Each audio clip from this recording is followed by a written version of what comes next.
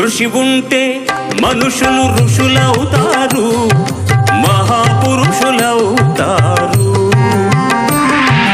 తరతరాలకి తరగని వెలుగవుతారు, ఇలవేలుపులవుతారు.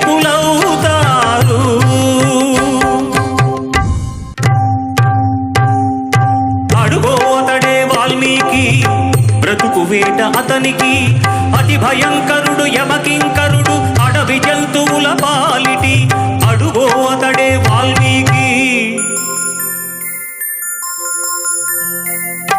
పాల పిట్టల చంట వలపు తేనెల పంట పండించుకొని పరవశించిపోయే వేళ, ఆ పక్షుల జంటకు గురి పెట్టాడు, ఒక పక్షిని నేల కూల్చాడు.